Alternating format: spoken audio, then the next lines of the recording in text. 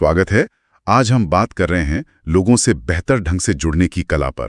ये Patrick king की किताब इम्प्रूव योर पीपल स्किल्स के ऑडियो बुक सारांश पर आधारित है। अक्सर लगता है ना कि कुछ लोग कितनी आसानी से घुल मिल जाते हैं। अच्छी बात यह है कि ये कोई जन्मजात टैलेंट नहीं है, इसे सीखा जा सकता है। और आज के दौर में स्क्रीन टाइम के चलते हम जुड़े तो हैं, पर शायद अकेले भी। तो ये स्किल्स दूसरों को सहज महसूस कराना, ध्यान से सुनना, अपनी बात कहना, ये सब और भी जरूरी हो गया है। हाँ बिल्कुल। और सबसे बड़ा शिफ्ट मुझे लगता है वो मानसिकता का है।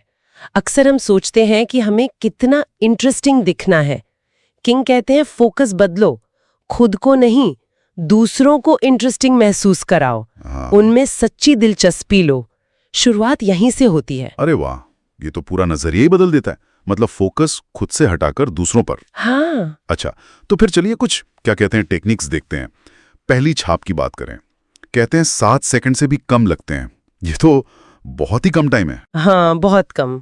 किंग इसमें 3 चीजों पर जोर देती हैं। एक, आपकी मुस्कान, पर वो वाली नहीं जो सिर्फ होठों पर हो, आंखों तक पहुंचनी चाहिए।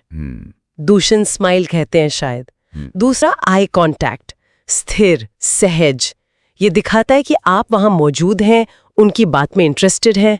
और तीसरा, आपका पोस्चर, आप कैसे खड़े हैं या बैठे हैं। सीधा खुला हुआ पोस्चर आत्मविश्वास दिखाता है। ये सब शब्दों से पहले आपकी एनर्जी पहुंचा देता है। आपकी एनर्जी पहले पहुंचती है। हाँ, ये इंटरेस्टिंग है। और ये जो आपने कहा दूसरों में सच्ची दिलचस्पी दिखाना, ये कैसे करें जब हम अक्सर अपने ही ख्यालों में रहते हैं? ये सीधा जुड़ा है सुनने की कला से। किंग के हिसाब से सबसे पावरफुल कम्युनिकेशन स्किल बोलना नहीं है, वो है असल में सुनना। इसका मतलब है अपना एजेंडा साइड में रखना, पूरी तरह से उस पल में, उस बातचीत में मौजूद रहना। हाँ, ज्यादातर तो लोग बस अपनी बारी का इंतजार करते हैं बोलने के लिए। सही कहा।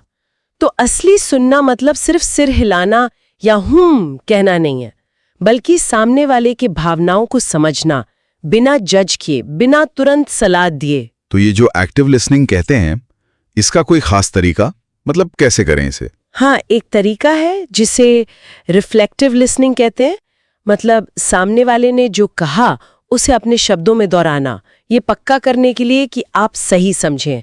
जैसे आप कह सकते हैं, तो अगर मैं सही समझ रही हूँ, आपको ऐसा महसूस हो रहा है कि।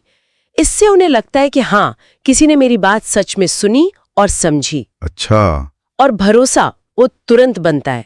किंग ये भी कहती है कि बातचीत में खामोशी से घबराए नहीं, वो पॉज, सोचने का वक्त देती है।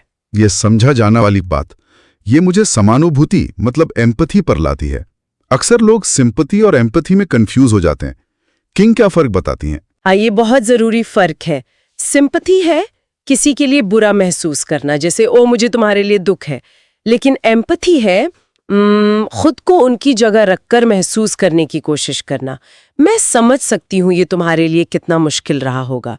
इसके लिए किंग कहती हैं, थोड़ा धीमे हो, कल्पना करें सामने वाला कैसा महसूस कर रहा होगा, उनके नजरिए को समझने की कोशिश करें और फिर उस भावना को पहचान दें, शब्द दें, भले ही आप उससे सहमत ना हो। कल्पना करना, हाँ, ये प्रैक्टिस से ही आएगा।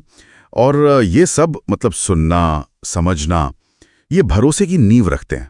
क्या भरोसा बनाने का कोई शॉर्टकट भी है या इसमें हमेशा टाइम लगता है? किंग मानती हैं कि भरोसा तेजी से भी बन सकता है, बस 2 चीजें चाहिए।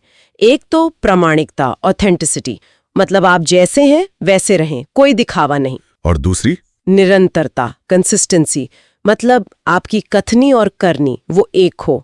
लोग देखते हैं कि आप जो कहते हैं वो करते भी हैं या नहीं। हाँ, ये निरंतरता शायद सबसे मुश्किल है। छोटी छोटी बातें भी बहुत मायने रखती हैं ना, जैसे टाइम पे पहुंचना, कोई वादा किया तो निभाना, किसी की सीक्रेट बात को सीक्रेट रखना। बिल्कुल, यही छोटी छोटी चीजें भरोसे की गारंटी बनती हैं।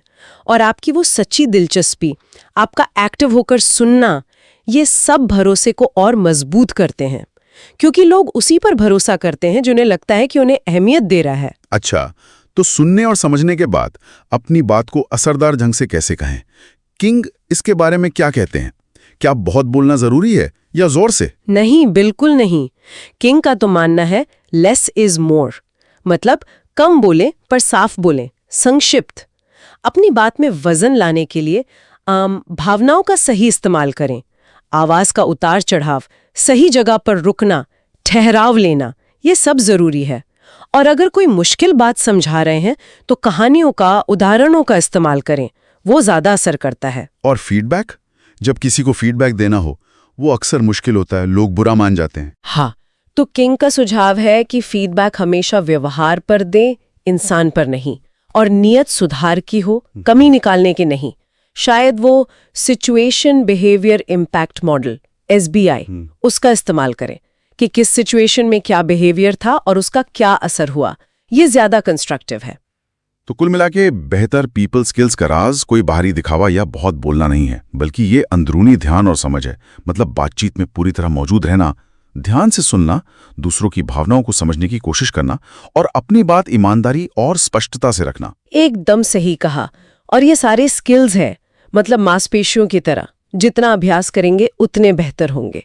और वो बात याद रखें, शायद माया एंजेलो ने कही थी, लोग भूल सकते हैं कि आपने क्या कहा, पर वो ये कभी नहीं भूलते कि आपने उन्हें कैसा महसूस कराया।